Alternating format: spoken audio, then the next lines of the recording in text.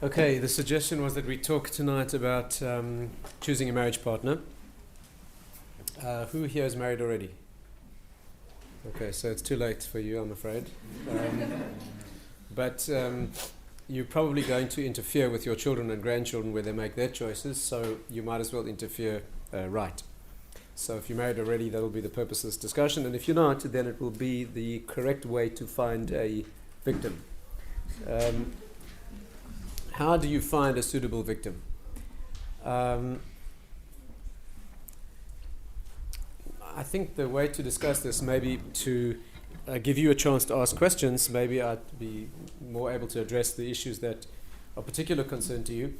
But first, give me a chance to build a picture of the subject as dictated by Torah guidelines and by practical experience, and see if we can get a sort of an overview of the issues. And then if you have questions on each particular component, I'll be happy to to answer if I can.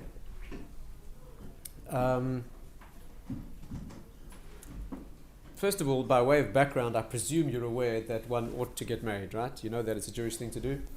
It's a mitzvah to get married. Actually, it is a man's mitzvah, not really a woman's mitzvah. A woman does not really have a primary commandment to get married. If she wants to put up with a male challenge, then she's free to do so. And of course, once she opts to do that, she takes on the man's mitzvah, right? She can't refuse intimacy or having a child, for example, on the grounds that it's uncomfortable or difficult or dangerous. She's then beholden in her husband's mitzvah. But she doesn't have to get into that in the first place. And if there's time, perhaps we can discuss a little bit about why that is true. But nevertheless, it is certainly a mitzvah for her if she does opt to do it, and it's certainly a mitzvah for a man, and therefore that is we are talking about fulfilling that commandment, which is among the first commandment that's actually phrased in the Torah, and that is that's the concept. Now, the question I want to speak about more tonight is the process of choice. In other words, what are the criteria you look at? How do you know whether someone is suitable or not? Right? A lot of people have a lot of conflicting things they hear about it. What is important? What's not important? What sort of compatibility? What are the requirements in a marriage partner? How do you know that the requirements are there? How do you know the person isn't only presenting themselves in a way that isn't the way they genuinely are? There are many questions here. I think experience shows that you can make a hierarchy of criteria. You can make a list of criteria that need to be present or that need to be considered when you are considering marrying someone. And I would suggest to you that a logical way to do it is to understand that there are two non-negotiable criteria, and then there's a red line, and beneath the red line is a whole set of negotiable criteria. Now, let me just make that a bit clearer. When I say non-negotiable or negotiable, don't misunderstand me. Negotiable criteria don't mean things that are not important. By no means. I don't mean that at all. But I mean negotiable in the sense that these criteria are not going to be important to everyone. Whereas the two non-negotiables are standard things that if they're missing, you're going to be in real trouble. The negotiables are things that depend on you. For example, let me give you an example. You should marry somebody who's healthy. Right? Makes sense? If you can? No? Makes sense? But it's not an absolute requirement. There are people who have health issues. For example, I used to live in a certain place where I would see a young couple, and I would notice that almost every day an ambulance used to arrive at the apartment to take this young girl off for treatment. And a couple of years after they were married, she died. And when I went to see him, the young man, he told me that when they became engaged, she told him that she had terminal cancer. And he married her anyway, and he said it was the most wonderful 4 years of his life, and he's now looking to get married again. Now, not everybody could handle that, right? For him, it was wonderful, and it worked, and he wanted to do that. And he was able to handle it, and they had a wonderful relationship, but not everybody could do that. So health is not an absolute criterion. If you're the kind of person that could not handle, or take, for example, another negotiable, so-called negotiable criteria, the young lady's mother. Young lady's mother, right? That is, I don't mean to suggest that is an unimportant criterion. I just mean that it's negotiable. Some people are more sensitive to that sort of thing, right? there's a certain young man marries a girl whose mother is the type who needs a place to park her broom when she visits.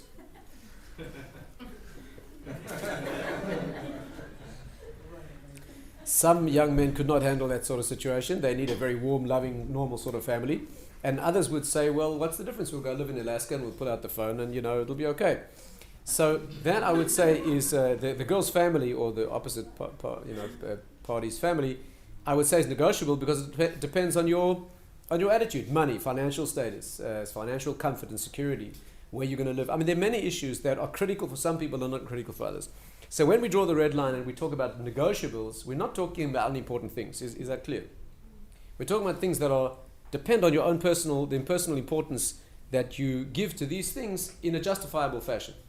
Of course, there are many things on the list that are frivolous and ridiculous, and people focus on them in completely unbalanced fashion. I'm talking about things that are weighty and significant, but they have an individual meaning, and not everybody would agree that they are necessary. But above the red line, there are two things that are not negotiable.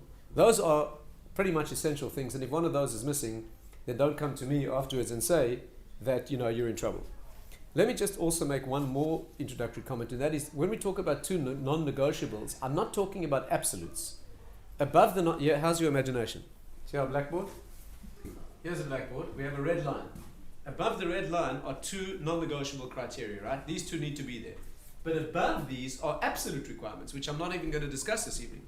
When I say absolute, I mean things that are not, there's no way to debate those at all. For example, here's a young man wanting to get married. The first absolute requirement is that the potential partner should be female.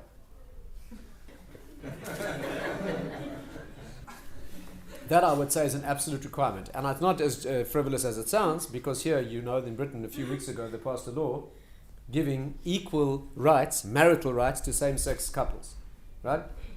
Actually enshrined in law. That, of course, is a major tragedy. The Talmud says that one of the three pervasive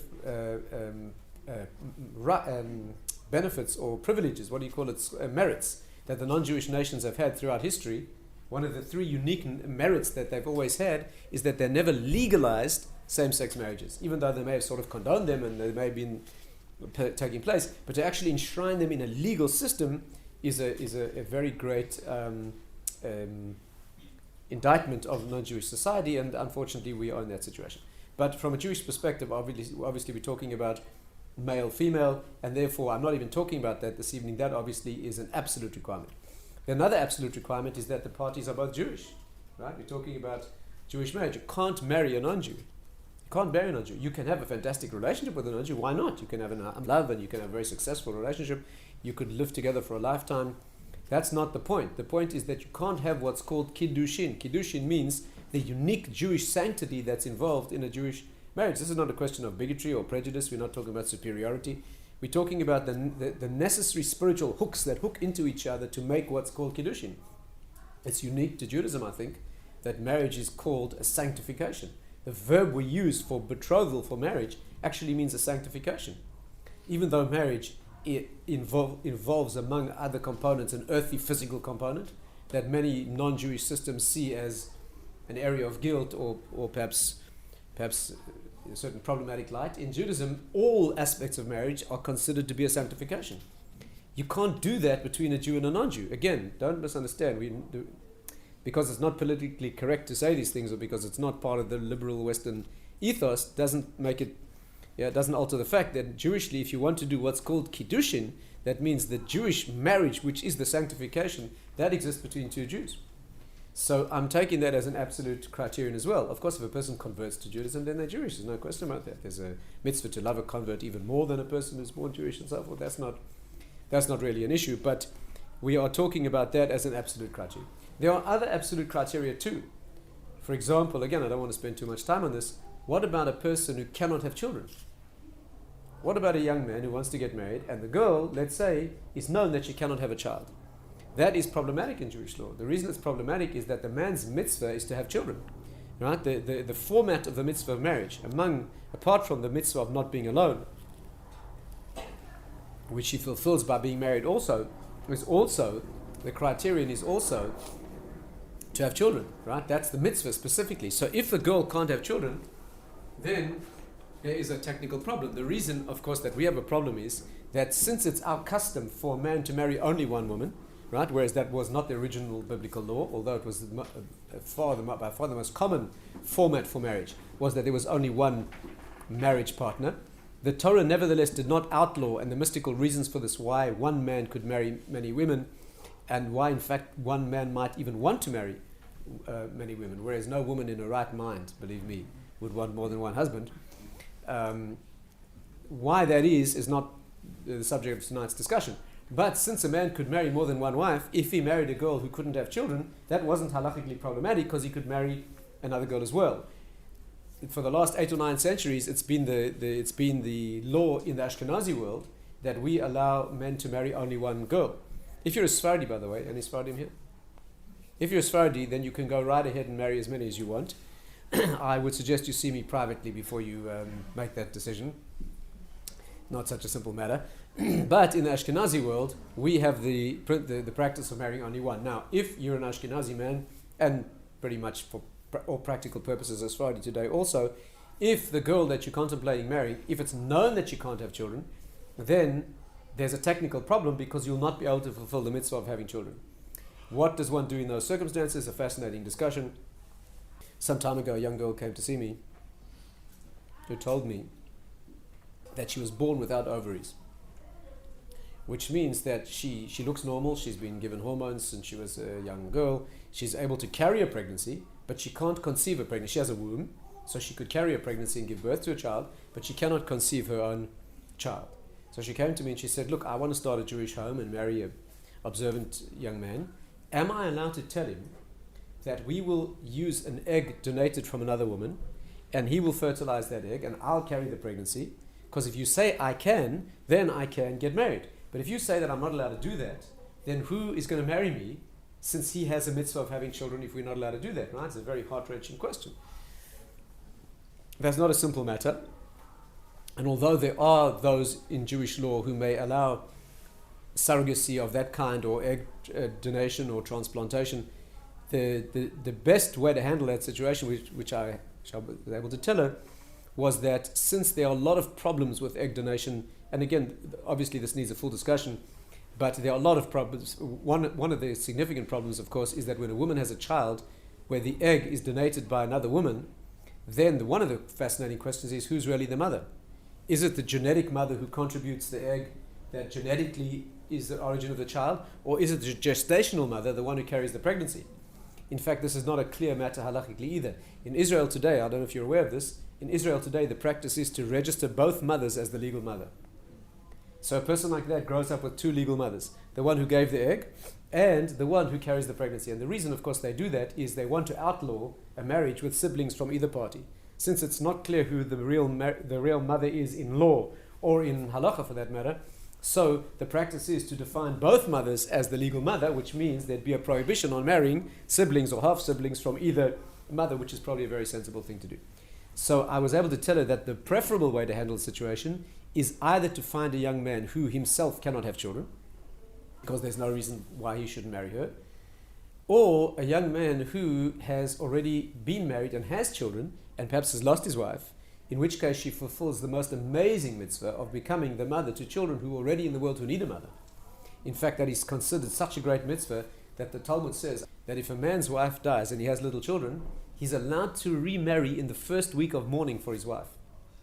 Of course, they're not allowed to live together because he's a mourner, but he's allowed to get married so that the children shouldn't be motherless. And she began to cry when I told her that, and she went out to try to find somebody in that situation where there are children, Jewish children in the world who need a mother, and she could become a mother to those children and fulfill the other mitzvahs of marriage. That's an option. So these are what I would call absolute criteria that we're not going to talk about this evening. They're not really issues of balance of judgment and choice. Those are issues of sort of the requirements of Jewish marriage. But let's move on, with your permission, to the 2 non-negotiable criteria. When it comes to choice, and you're talking about the 2 issues that need to be considered, what are the 2 things that I think experience shows you need to assess in order to know whether the person is suitable? The first one, the first of the non-negotiable criteria, the first thing you need to be sure is there is, what would you say? Attraction. Any other? Trust. I would put it first, yeah. Torah observance. Well, that's a good point. Torah observance, common goals on that level, you might actually call an absolute requirement. If you're not on the same way, one observant person marrying somebody who's not good, those are required. We have unfortunately, a rich experience of people on different religious levels and the amazing conflict that causes. Now, that doesn't mean you have to be on exactly the same level. And this is a fascinating discussion in the Baal Tshuva world, where the real conflict we enter most times is people who are already married, and then one becomes more religiously motivated and knowledgeable. The other one feels, I didn't marry you under those circumstances, why am I forced into this whole religious thing? That's a very well-known issue. But in terms of choosing a partner, our experience shows that even if they're not on the same level, but they're moving in the same direction, in other words, anyone with any sense religiously knows that give me any day a person on step 1 who's moving up, okay, strongly, than a person on step 10 who's not interested and is stagnant, right? That's not, and this is a whole fascinating discussion about different levels on the religious. But let's talk this evening, assuming that both parties are committed to Jewish law. Let's even call that an absolute criterion. Now, I think experience shows that the first thing that needs to be assessed is natural attraction. Natural attraction, what we call chen, a chemistry. Chemistry, that involves a physical attraction. It involves a natural, that means the pleasure in being together with a person are not on a logical level. It's not something you can stipulate a recipe for, but it's something that people find each other attractive because of a question of taste. It very often has cultural and family components. The background and the genesis of this outlook and this question of taste is not really important for now. What is important is that there needs to be a rich sense of attraction to the person. Why we put this first is not because it's the most important thing in marriage, but I think it's probably of the two non-negotiable items, it's probably the easiest to assess, right? The other things on the list are a little harder to get beneath the veneer and discover the truth about the person, whereas question of chen, of attraction, of chemistry, let's call it chemistry, it is a question of after meeting a few times, you can be pretty clear about whether that's there, right? If you meet the person, I wouldn't say necessarily the first time. Sometimes you meet a person, they don't appeal to your preconceived notions of attraction necessarily. But after you meet a person a few times, 3, 4, 5 times, if you still don't feel any sense of pleasure at being with a person, a natural connection, a chemistry, then that of course is a sign that this is a real issue. Now, there are a number of things that need to be said about this thing called chen or attraction or chemistry or whatever you want to call it. The first thing is, of course, that to note that it's a religious requirement, right? It's not just good advice and sort of experience. The Talmud actually says that this thing needs to be there. For example, there's a very strong opinion in the Talmud that a man should not marry a woman without seeing her first. He needs to see her because she needs to appeal to him, right? Marriage can be difficult at the best of times, and she needs to appeal to him, and in order for that to be there, he needs to have seen her first. Interestingly, the Talmud does not consider it as essential for the woman to see the man. That means that the Gemara says that women have a much more mature sense of the value of marriage anyway, and, or put it another way, they're prepared to put up with more, or put up with less, maybe one should say, and therefore they are more mature about their sense of the value of marriage, and they put less emphasis on, the externalities, and they value marriage more maybe. But nevertheless, it's good advice on both sides that there's an attraction. The second point to note is that this is very often misunderstood in the so-called Baal Tshuva world. People who are not from a religious background and become much more observant and get very enthusiastic and excited about it, very often you have the phenomenon that people who choose that become extreme. And one of the spectra on which they tend to become extreme is to value spiritual things and to devalue very much things that they associate with a secular history, background, outlook, etc. Right? In other words, physical attraction is something that they feel not a very religious thing, and therefore it gets downplayed in their eyes, and that's a mistake. I mean, I remember a young man who came to see me once. He was a friend of mine. We were in yeshiva together. A very charming, good-looking South African fellow. And he said to me, he's dating a certain young lady. Can we talk about it? I said, sure. We went and sat down on the grass, and he started to tell me about this girl. She was absolutely fantastic. I mean, she was highly intelligent and spiritually elevated in the way she said Tehillim. And, but that she could have been Mrs. Moshiach. I mean, she was really... So he told me all about this girl's wonderful qualities. And then at the end of this discussion, his voice trailed off into silence. And I said to him, do you like her? And he said, no. And I said, here's a fellow who, I gave him a very sharp, talking to, and I gave him very clear instructions to go and behave the way he used to behave on the Durban beachfront when he was young, although, clean it up a bit, of course. But, he's a charming young man who had a very rich sense of the natural aspects of relationship, and because he becomes so religiously inspired, he began to think that all those things are irrelevant, and of course they're not irrelevant at all, and therefore this is a very important element of the question of choice. Let me point out to you an amazing thing here, and that is that this happens to be, you see, people often come to this discussion with a secular background, and they think that this religious approach to things is very artificial. The whole shidduch system where people are suggested for each other, and there's like a sort of a arrangement that's made before they meet, and that's very artificial. You should note that this system is actually a very feminist system, right? For example, in classic feminism, you'll often hear women express the theme that they want to be appreciated and loved as entire people, right? Not just as objects, so to speak. But if you think about it for a moment, you'll realize that what the secular world does is puts very great emphasis on presenting women as objects, right? They're presented in the secular world in a very provocative fashion. That is the norm, unfortunately, in our generation. You just have to walk in the street and see what's, or perhaps better not to see what is out there in the street, particularly in the summer. Women are presented in a very provocative fashion, and very often a man's his attention is first drawn by the physical. What's very interesting to note is that in the religious world, where the relationship is predicated on religious values, it's a very feminist position. For example, a woman has to be feminine she's not allowed to wear men's clothing, right? So she has to be dressed in a feminine fashion. Secondly, she has to be dressed modestly. So she's not allowed to, wouldn't dream of presenting herself as in a physically provocative fashion. Thirdly, before marriage in Jewish law, there's no contact at all. Absolutely zero contact. Which means that what many women express as their desire to be appreciated on all levels has to take place, because the relationship cannot be immediately sublimated into a physical relationship, which very often is, especially in the modern world where women have allowed themselves to be put into that situation. Women have to understand, it's an important thing to know, is that women have to understand they've allowed themselves to be put into a situation in relationships today where they've deprived men of all motivation to get married. Why should a young man want to get married nowadays? He already has, in a premarital relationship, he already has all the privileges with none of the obligations. What on earth should make him want to get married? Do you see the problem? Men have taken advantage of that situation, and women have allowed it to happen. It's a tragedy.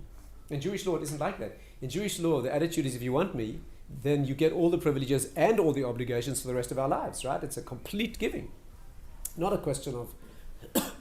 Unfortunately, in the secular world today, men's attitude is that marriage brings only obligations. It doesn't bring any new privileges. My wife and I were dealing with a young couple where they met when they were 18, just as they left school, and they lived together like most young couples do these days for 11 years. 11 years. When she was 29, she mentioned marriage and he disappeared. Marriage, she wasn't thinking of marriage. Like, who spoke about marriage, right? So she gave the 11 best years of her life in the trust that this would lead to a marriage. It was never discussed, and when they discussed marriage, she disappeared, right? So that, of course, is not the Jewish system. Amazingly, it turns out to be, this old-fashioned religious system turns out to be very respectful from a feminist point of view. The woman is seen in a feminine fashion, but the intimacy and the fullness of that relationship is reserved. So therefore, a man has to consider his potential wife before marriage in a total fashion. She has to be attractive, of course, that's very important. They have to meet and spend time together. On the other hand, he has to actually speak to her. Right? He has to speak to her. And of course, in the menstrual separation phase of marriage, we continue that. During menstrual separation, the mode of marriage is, again, not to sublimate the relationship into physicality, but there's a time for actually relating to each other on another level. So it's a very intense strengthening of both aspects of relationship.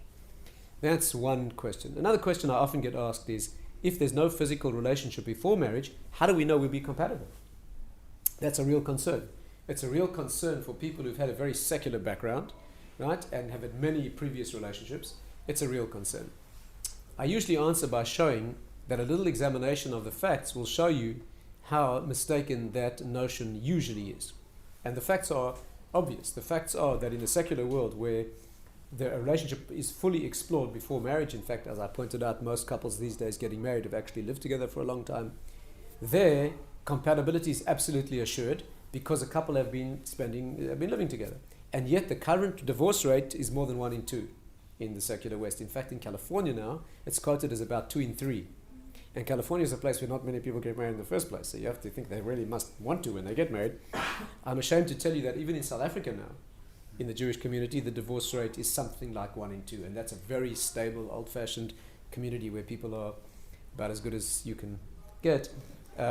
Nevertheless, there still is a very high divorce rate. So in the secular world where there's no problem of compatibility, the divorce rate is very high. In the so-called ultra-Orthodox world, where there's zero testing of compatibility beforehand, where people have no contact at all, the divorce rate, and I can tell you, speaking as a doctor who spent many years working intimately in the ultra-Orthodox community and in the secular community, the divorce rate and the rate of genuine unhappiness in marriage and non-functionality in marriage is very, very small. It is tragically rising. There's no question. In the Orthodox world, the rate of divorce and marital disharmony and many other problems are rising, and are rising alarmingly, but they're still an infinitesimally small percentage of what they are in the secular world. Of course, this is a very superficial analysis. The reason why there's such compatibility and why intimacy and other elements of marriage work so well in the religious world is not only because, there's so many sociological factors and so many psychological and cultural factors. The very fact that a couple getting married in the religious world have no comparisons to make, right? That means if they've lived a religious lifestyle, they lived in the Orthodox world, so then they won't have any. In the secular world, a young man getting married today often has so many comparisons with so many relationships he's had before that no living woman could possibly live up to all the comparison. Because don't forget, he extracts the best of each relationship and he compares this poor woman, right, to the total of the best that he's ever experienced on all the relationships that he's had before. It makes it almost impossible. Whereas in the religious world, you don't have that. And of course, the more, you can't force yourself into that mold. If you're born in Meir Sharim in Yerushalayim and you marry a girl from Geula, in many ways, this young man knows that the girl's going to be just like his mother, and she knows he's going to be just like his father in many important ways. There's guaranteed cultural compatibility. The family's been davening in the same shul for the last 450 years. There's so much compatibility that's set up before they get together. I'll tell you a story that may interest you. This story is not for you, okay? It's not for you. Don't get confused. I'm just telling you out of sociological interest. It's a person I know who grew up in Meir Sharim, in what you would definitely call the ultra-Orthodox community. I'm talking about long payas, long black frock, real ultra-Orthodox. This is how he got married. He said that when he was 18, one day his father walked into the house and said, "Nachum, put on your Shabbos clothes." So he said, "Why, Abba?" So his father said, "Never mind, just put on your Shabbos clothes." So he got dressed in his Shabbos outfit. His father walked him across into a house in Geula, and as they walked into the house, his father said, "Nachum, say hello to your kala. Say hello to your fiancé." So he said hello, and they all said Mazel Tov. And the men had a party in one room, the women had a party in another room. On his way out, his father took him out and said, "Say goodbye to your kala." He said goodbye. His father said, "No, not to her." He said, "Oh, goodbye." And that was the only time they saw each other before getting married. That was the engagement. The next time they saw each other was under the chuppah. The rest of the story is also interesting, and his story ends like this: that they were married actually for a few years, unable to have children. And they went at the time to see the Chazon Ish, the famous Chazon Ish, the leader of Torah Jury in Bnei Brak at the time. And the Chazon Ish gave them a bracha for Chai Bonim Chaim. He gave them a blessing that they should merit to have 18 living children. And a few years ago, they had their 19th.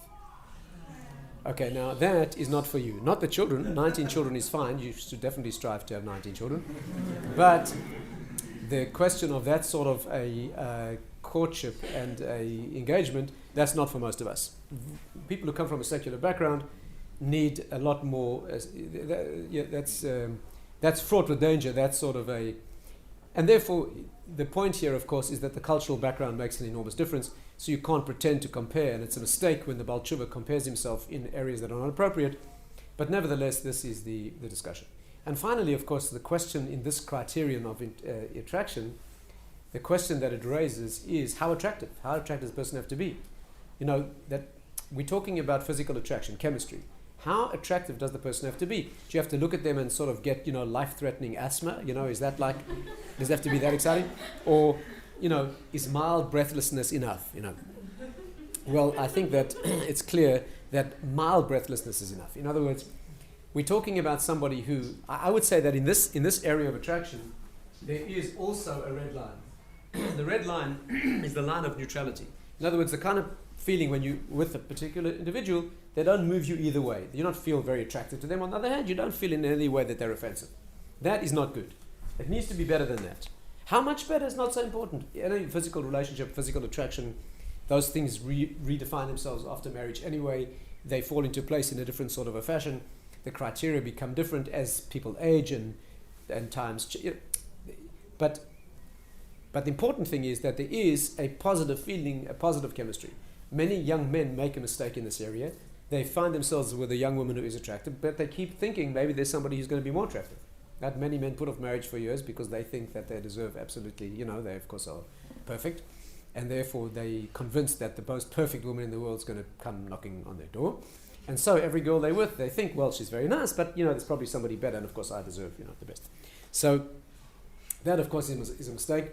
We're not talking about somebody who's necessarily the most attractive. After all, no one's a perfect package.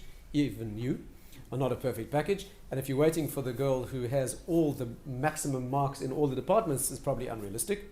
And therefore, we are talking about a positive attraction, even if it isn't sort of a dangerous asthma that strikes you every time you think about it.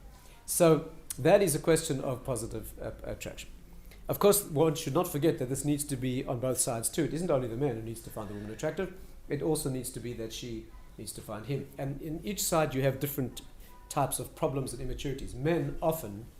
Young men often can be very fixated on certain things. I mean, many young men have come and said to me, look, she's a very attractive girl, but there's one feature, there's this detail, there's that detail. This is a very difficult area. When a young man says that to you, and you need a very careful warning here for people who work in the marital field, counseling or suggesting matches. People like that often make the mistake of saying, look, that's immature, don't worry, it'll be okay. And sometimes the people don't have the maturity and it's not okay. Sometimes the person is so immature that when they define a problem and you push them into the marriage, all they see is the problem. One young man came to me and he said, he just got married, and my wife and I knew the young girl. She was absolutely lovely, a wonderful young girl, wonderful in all ways, very attractive as well. He's having trouble in the marriage. Why? She doesn't look like his mother. She doesn't look like his mother. He wanted to marry a girl who looked like his mother, and she doesn't look like his mother. I mean, that is very immature. So why did you marry her? Because the advisor, he had a certain trusted advisor, and the advisor said to him, look, you're being immature, don't worry, after you marry it'll be okay. Well, he wasn't mature enough, and after they get married, it wasn't okay. So for 6 months he used to come and see me, he'd put his head down on my desk and cry, and after 6 months they got divorced. Right? Now that is not... on the other hand, you can't push someone into that, because this is something that if a person is, if they see a certain thing and it strikes them as problematic, and they build it up as a sort of an obsession, then it's going to be a real feature. Even though you can see objectively it's not, you can't force someone into that. Obviously they have to make their own judgments. And therefore it should be a policy never to force somebody or press them or tell them that things will be okay when they may not be okay. I mean, you do get exceptions.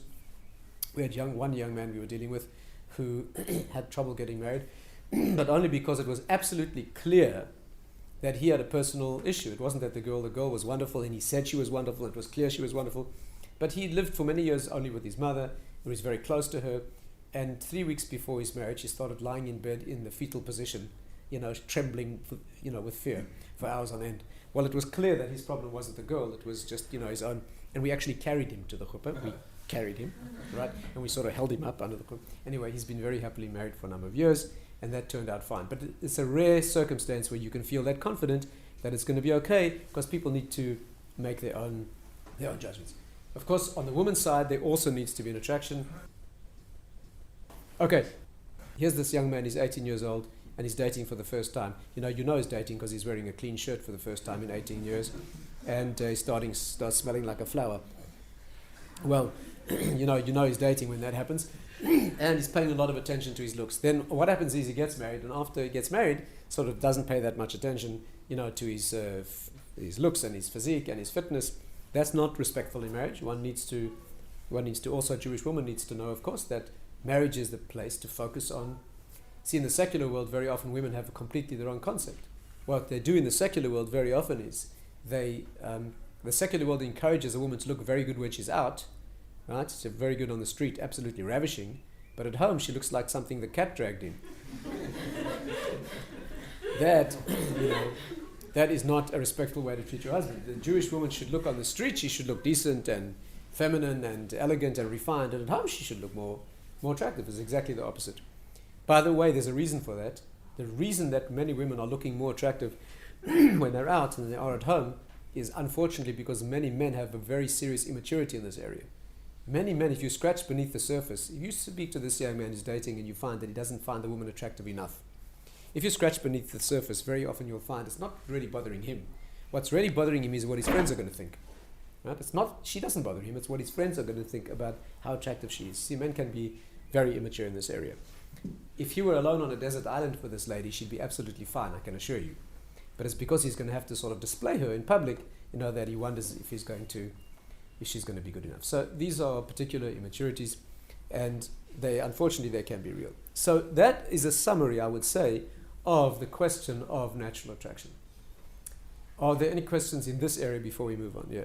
Just quickly what you were saying there about, say the guy does find the girl attractive, and that's all happy, and the girl does change from whatever way, and it could be, he might be viewing her as a trophy, but she meets those trophy requirements, and then the trophy requirements do change. Right, well that is inevitable, but the concept I think the assumption is that people will change after marriage. You're going to get older, you look different when you're pregnant than when you're not, right? These are well-known things. How are you know the person you're dating is mature enough to handle that? Oh, I see, that's the problem. I see. Okay, that will come not under the question of attraction, but under the question of assessment of character and maturity. Right. So we'll get there in a moment. Yeah, that's a good question. Yes, any other questions? Straightforward? Clear? You don't have to take it, on trust, you can argue. Okay, so that I think is a summary of the first criterion, and I said we put it first because it may be easier to assess than what comes next. The next criterion on the chart, which is the second non-negotiable, above the red line, is probably the most important thing about a person altogether, and that is? Yeah, I would say it is raw character. In other words, the person themselves. We're talking about, you could call it midas, you could call it character, personality. We're not talking about compatibility or intelligence or academic, abilities or talent. We're talking about the raw human material. Basically, what you're looking for, the default position. Again, not everybody has this, and not everybody has their own features that could mesh in this fashion. We have to talk about that. But what you're talking about as a basis is a person who is kind, good, affectionate, giving, gentle, loving, a person who knows how to cope, who knows how to smile, above all else a giver. If the person is the opposite, they are psychopathic, twisted, hung up, problematic, depressed, and grasping, then you are in trouble unless you are psychopathic, twisted, hung up, and then you'll be fine. Which reminds me of the story of the sadist and the masochist who got married. You know the story? A sadist and a masochist got married. Perfect, right? So as soon as the door closed and they were alone, the masochist said to the sadist, "Hurt me."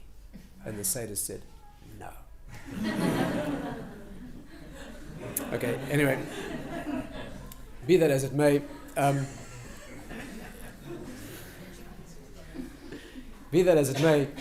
there's no substitute for good character, right? A person at 3 o'clock in the morning when you're in pain and money's tight and things are difficult, what comes through is a person who knows how to cope. A person who's balanced, who knows how to cope, who's not hung up, who's not tense, a person who's above all else a giver. Right? That probably sums it up. Marriage is about giving.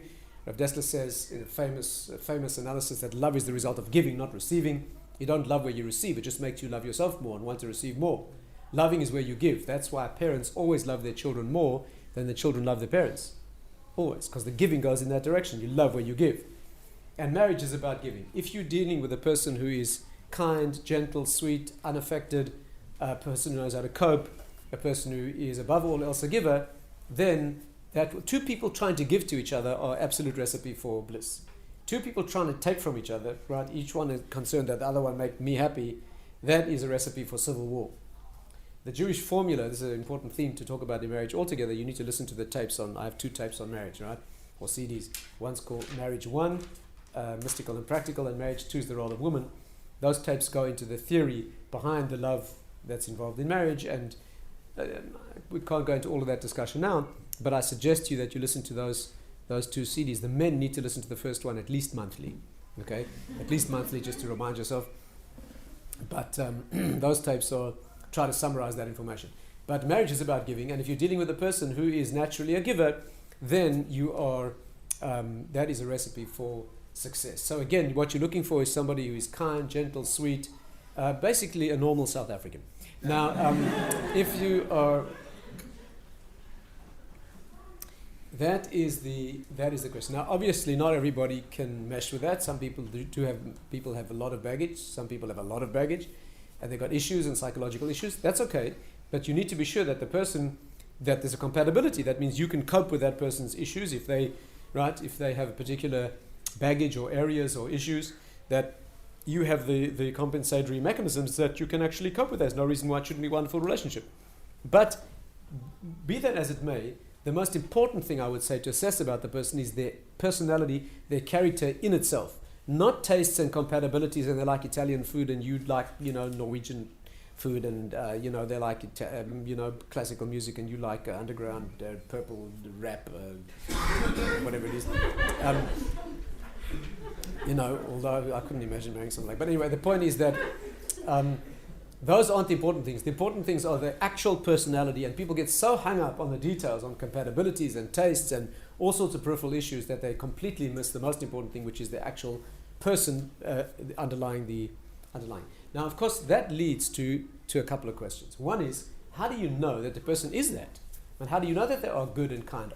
When people present themselves in the beginning of a relationship, they don't necessarily, the first time they meet you, tell you about all their hang-ups, and some people do it, of course, and that's a great pleasure because meet them again. But most people sort of, they may put on a face of much more respectable and positive face, and you may only discover later that there are certain dark lurking secrets. So how do you assess the person? So here there are a few standard elements that should be borne in mind. One is the background is extremely important. A person's family and a person's background, their personal history, in other words, is very, very important. We are all products of our families and our cultures. Even if you think you've rebelled against it, so then you're a product by having rebelled. Right? We are all basically products. We all carry with us our families and our cultures. That's not a bad thing, but that is the basic material with which we work. And the person's background is very important. What's their family story? What's their personal story? Do they have long-term dedicated friendships? Have they got long, stable, loyalty to friends? That's a very important thing. A person who doesn't have that, who's got a fractured personal background, personal story, these are very important things. Unfortunately for many people, the family is important. I would say that when you're dating someone, at some point you need to visit their home. You can tell an awful lot from visiting the home. Let's say you step into the house and you find there's blood on the walls, and human bones in the corner and sort of sharp objects. That doesn't bode well, for them. On the other hand, if you meet a person whose parents are still happily married and the family's intact and their children are sort of more or less, the rest of the children are more or less sane, and there's no obvious sort of violence or witchcraft or that sort of thing going on, that speaks very well about the person. Of course, this raises the problem, what do you do when you meet somebody who is very good and kind and nice and they have a problematic background? So here you have to be very careful. It's been shown many times in psychiatric and sociological research that people tend to follow the patterns of their parents, or rather to have the same issues to deal with, right? That's a very well-known thing. And it's also been shown that trauma that occurs to children when they're young, for example, the death of a parent or divorce of parents, or major trauma in their lives, has a different meaning when it occurs when they're young than when it occurs when they're older. A person whose family breaks up or they lose a parent when they're 15 or 16 or 17, very often it doesn't have the same effect as it does when a child's 3 or 4 or 5. A little girl whose father dies or leaves when she's 5 or 6 or 7 may have trouble trusting men for the rest of her life, or trusting Hashem for that matter.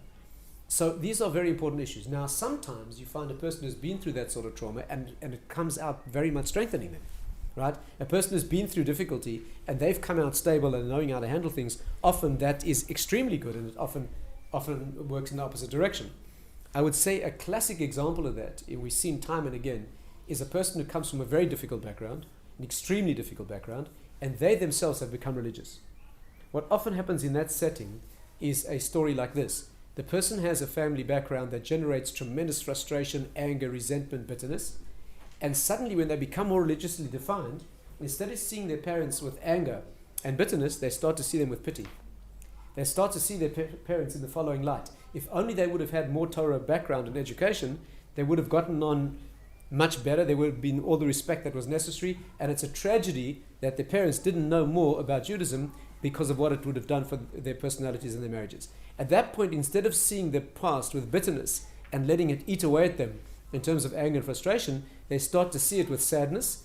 And at the same time, instead of seeing themselves defined by their families, they model themselves on a religious couple. And I can think of examples where people have actually chosen a particular, I'm thinking one particular family, that dozens of young people in a particular place that I can think of, dozens of young people actually modeled their development and their marriages on a particular family that they admired in the religious community, that hosted them and took them in, and very often they stayed there. It was an exemplary family and marriage and child raising experience. So they now redefine their goals and what a perfect marriage should be based on their perception of the religious world and religious criteria, people that impress them in that environment, and they're completely different in their outlook and very much more mature because they had a difficult background. So obviously these are all very general comments, but that's important. So one issue is the background, and that's why in the question of introducing people to each other, we like to have some sense of the background, the family story, and those influences.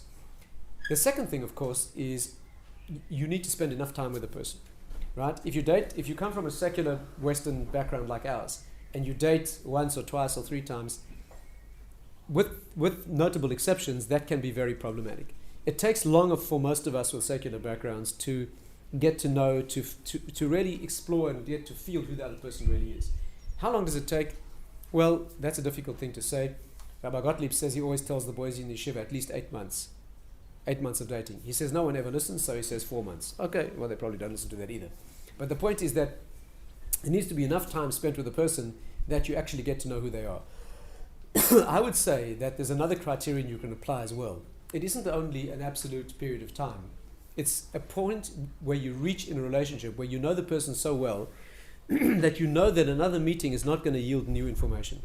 That's a very clear point in a relationship. You get to a certain point where you know the person, you know their attitudes, you know their responses, you know that another date is not going to yield any new information about the person. At that moment is the time to get engaged or to split. Because from there on in, it's just going to be more painful, it's going to be more emotional engagement, it's going to be harder to separate. There's no reason to continue beyond that point. Is this clear? You know, if I took anyone in this room and I said, what would your father say in the following circumstance? And I described some little vignette to you. Everybody in this room would be able to tell me your father's response exactly down to the very words he would use, right? Because you know. When you get to know a person to that extent, you know them, you know their responses, you know how they feel about things, you genuinely know how they respond in all sorts of circumstances. There's just no point in continuing to date anymore. You've got all the information, right? On the other hand, if you haven't reached that point and you don't know all their attitudes, and then you get married and you discover that you want 25 children and she wants to be sterilized, you know, that's problematic, right? That actually happened to a friend of mine, believe it or not.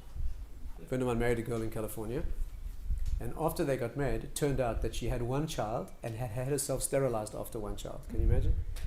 And he found out only after. First of all, can you imagine the conscience of a doctor who does that to him? Anyway, they got married, and a few months later she left. She said she needed to find her freedom, and she headed for the hills. So that was the end of that marriage. But the point is that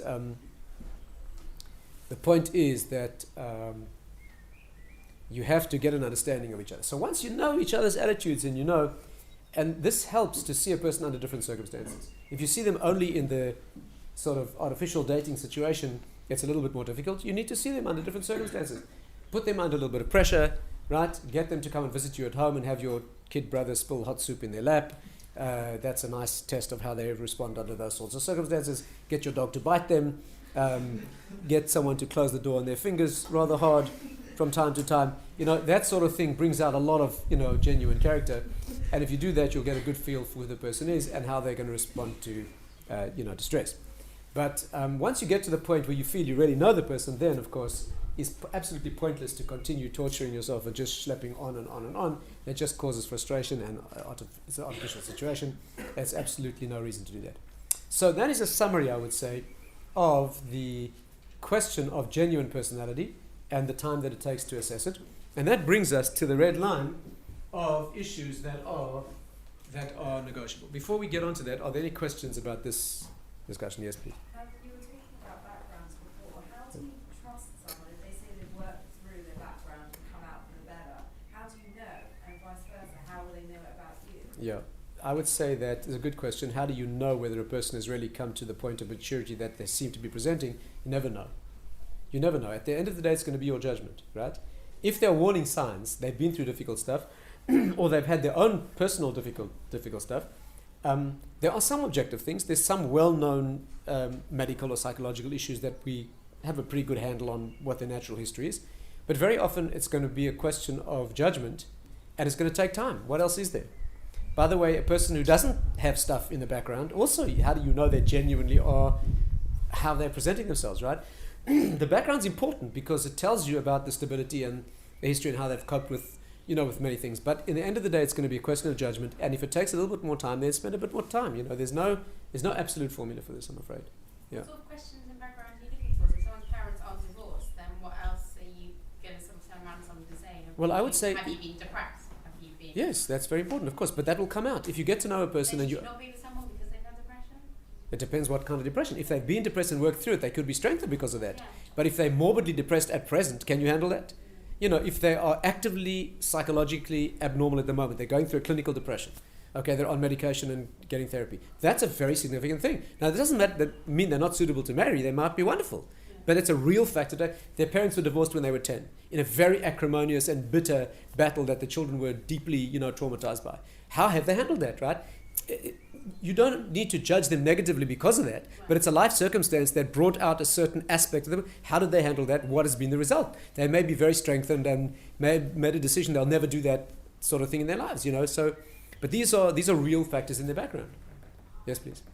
How many people should you be dating perhaps at the same time? Are you a Sephardi? Which half? My mother. Wrong half. Okay. The question is how many people should you be dating at the same time?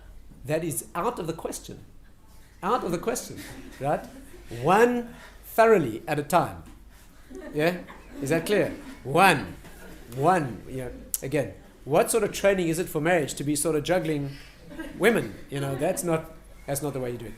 If she's worth dating exclusively. Are you with me? How can you build a relationship and a potential trust and a moving towards opening up with each other when you are superficially juggling girls, right? Don't do that. You don't do it. Yes, please. How does a person actually know when they're ready for marriage? Altogether, you mean not whether the other person's ready. Yeah. Whether you are mature enough. Yeah. You ready. That's again a thing that you need to assess. You need to know your own maturity. There is an absolute criteria. There's a criteria, and that is when you've reached a certain level of your own. There's a certain definition of self that you've achieved, that you ought to know about. You should listen to my tape on defining one's role in life, closing the circle, self-definition. Right? That's a very important step. But I'll tell you an interesting thing. A certain young girl, very talented, very unusual, very talented. The fact that she's my daughter is not really relevant. But the point is that when she finished her seminary training, she went to Gateshead Seminary, and when she was at that age, she came to me and she said, "Abba, I'm ready to get married. Find me a victim," right? So she was very clear. She was ready to get married. She wanted to get married. She asked me to look for somebody suitable to get married. So I went to my Rebbe, and I said to him, "My daughter is so and so age, and she feels ready to get married, and I'd like to." He said, "No, not yet." And I was absolutely amazed. You're talking about a very, great man in Torah, where the ideal is to get married very young. The Gemara says if you'd be married at 14, you'd be untouchable. The Gemara says you get married at 14. 18 is the latest you should try to get married. 18, definitely. The Gemara says if a man gets married when he's 18, he's fine. If he's married when he's 16, even better. Get married when he's 14, he'd be absolutely pure. So a religious teacher is going to tell you she shouldn't get married yet. He said to me, she needs to go out into the world and assert her own personality. She shouldn't think marriage is simply to be an empty echo of somebody else who's probably also just an empty echo at that time. That's not a relationship. A relationship isn't that you're somebody else's other half. A relationship is that you bring your own content to this relationship. And she hasn't asserted that yet. She was very talented. She had a lot of ability to be a very gifted teacher. And she was about to start her first teaching job. He said, let her go out and assert herself and develop herself in that. Then she'll have something to give in a relationship and not just be an amazing thing. And she did that. And she spent a number of months in teaching, very talented at that. And she very much expressed herself on her own. She clarified for herself her own set of talents and direction. And she met somebody who was absolutely perfect in terms of that definition of roles and needs. And it was just wonderful. I learned a very important lesson from that. That it isn't necessarily somebody who is young and unformed, although that can work and they can help form each other as they go. But a person who's got a certain level of maturity of self-definition, old enough to take care of themselves in a mature way, then they can start thinking about giving to somebody else. Yeah, any other questions about these issues, these points? No? Nothing?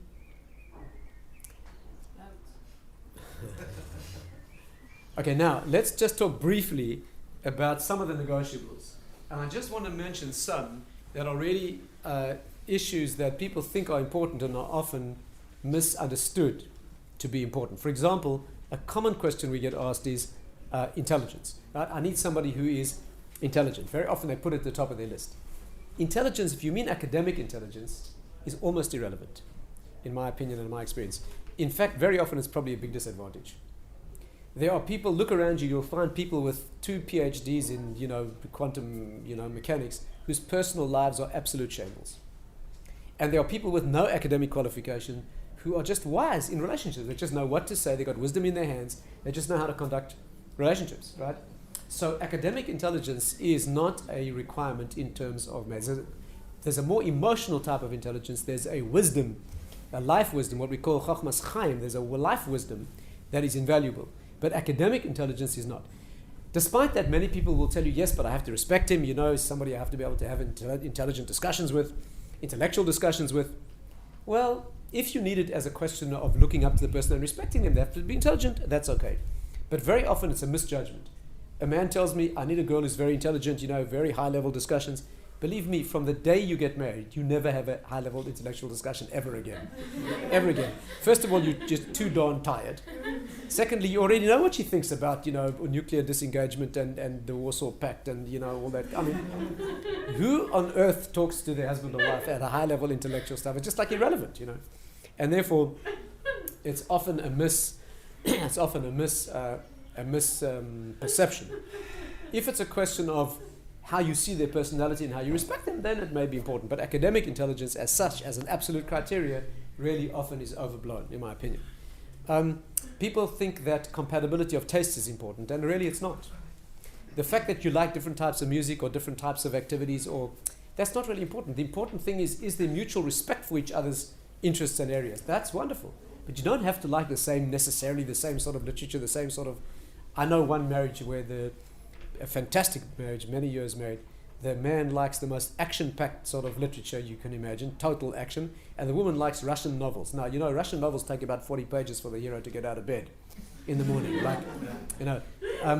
Total opposite, tastes in literature, music, sport, just about anything. They're wonderful marriage. In fact, the best marriage I ever saw in my life, probably, was a marriage in which I think the two parties had nothing in common at all. You know that? The husband was a totally logical mathematical engineer who, even in the most screamingly panic-stricken situations, only thought logically. And the woman, I'm not sure, ever had a logical thought. She was the type who was completely artistic and emotional, and they had the most amazing marriage. Right? Why? Because they had amazing respect for each other's areas, never intruded on each other's area. By the way, the Talmud says that in marriage you have to have a different definition of authority. You know that? There's a definition of authority. In what's called mili d'shmaya, that means Torah matters, the man has the final say if you cannot agree. I'm not talking about the woman's Torah matters, like menstrual law and kashrus, the kitchen, and that. I'm talking about other Torah matters, the man has the final say, and in anything what's called mili d'shmaya, practical matters, the woman has the final say. It's the most fantastic system. If you have a division of authority, you can't argue, right? Men have to know that. That means the woman has got the final say about the home. If you marry a girl who wants purple walls with yellow spots, you love it. You love it. That's her say. How the children are dressed, the house, it's a point, but that's all her. You've got no right to interfere. Don't enter the kitchen. You've got no business in the kitchen. It's irrelevant what she cooks. Whatever she cooks, you love. Right? So, that you have to understand.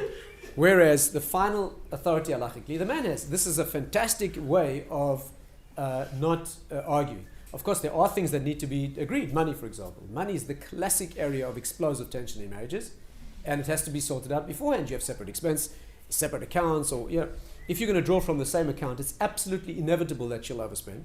The credit card will go beyond what you kind of think, and the Gemara says when financial tension enters, then peace in marriage leaves.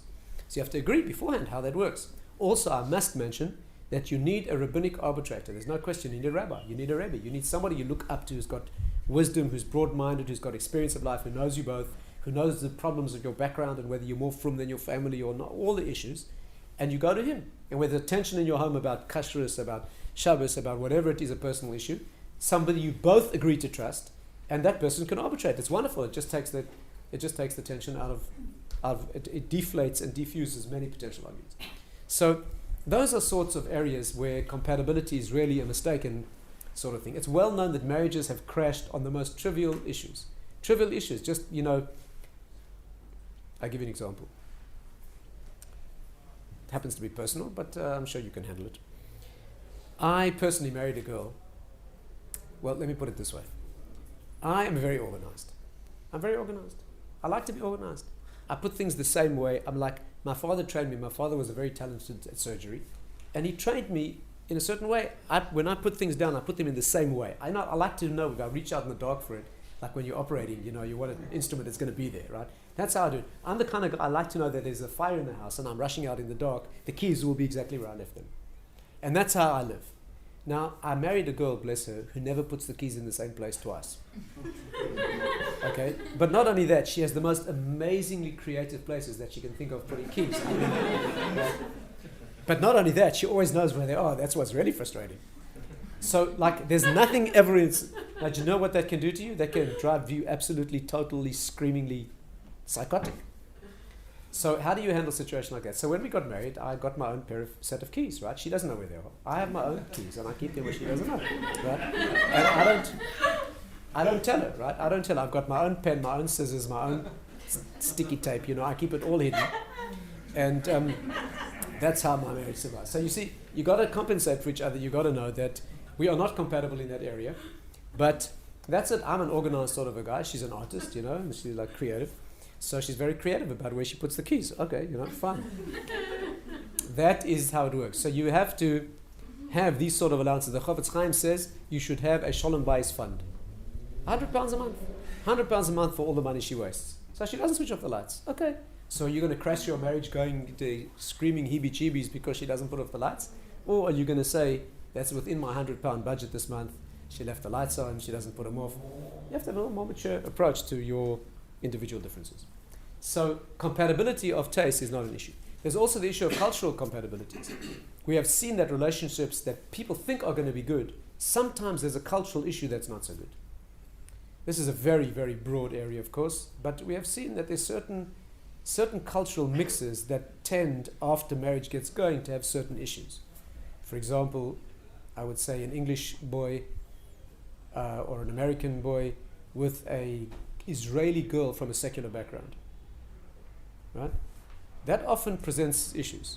Why? Because girls who've grown up in Israel in the secular mold are extremely independent-minded, right? They've grown up in a very assertive, independent. How do you handle a girl who has a submachine gun? Carefully, I suppose.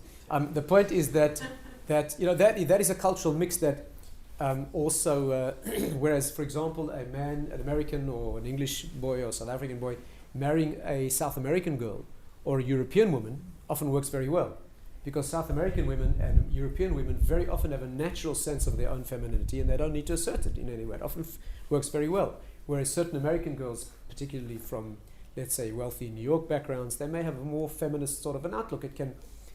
Although these are very general type of statements, people do have different cultural heads. People from Southern California see the world differently than people elsewhere. I once had a girl at my Shabbos table, and in the middle of the meal, she leaned over and she said, "Rabbi, can you make a blessing on seeing a spiritually beautiful person?" So I said to her, "Are you from California?" She said, "Yeah, how do you know?" So people do have different cultural heads, and that can be important.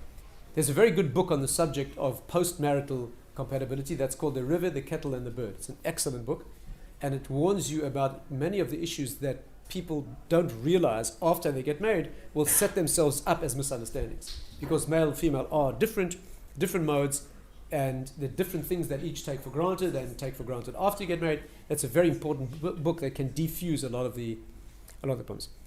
There's much more to say, of course, but are there any questions on anything we raised this evening that I can answer?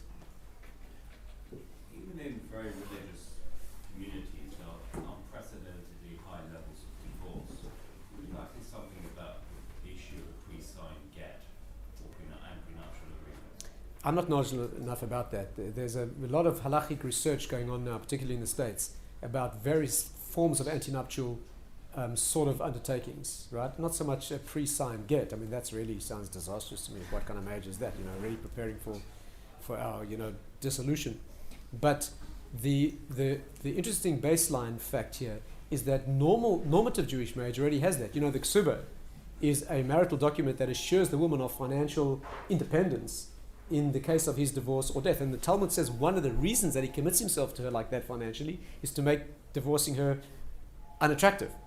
So she has financial security from that perspective. The ksuba is designed to do that. But there's a lot of modern research going on about the problem of, mainly directed by the feminist sentiment that has stimulated a lot of awareness and pain about the issues of women who are left unable to remarry because the husband hasn't given them a get, so-called goodness. By the way, I just point out to you that people don't know this, but it applies in both directions. It isn't only a woman who can't get married if the man won't give a get. It's the man who can't get married if the woman won't accept it. Do you know that the very same rabbis who the women accuse, modern women often accuse, of not being concerned about their welfare and allowing them to be in a situation where they can't remarry, those very same rabbis enacted a rabbinic law that a man's not allowed to divorce his wife unless she willingly accepts the get. I have a friend who for many years couldn't get married because his wife refused to accept the get. For many years he tried to get married and she would not accept the get. She kept him chained. Unfortunately for her, she died after a while and he was thereby set free. But this works in both directions. I'm not an expert at that. You can look it up. There are many who have researched this. There are a lot of halachic publications on it. That's beyond my expertise. Anything that I can answer? Okay, this was a summary of an introduction to some of the issues of the wonderful mitzvah of getting married and how to find your personal victim.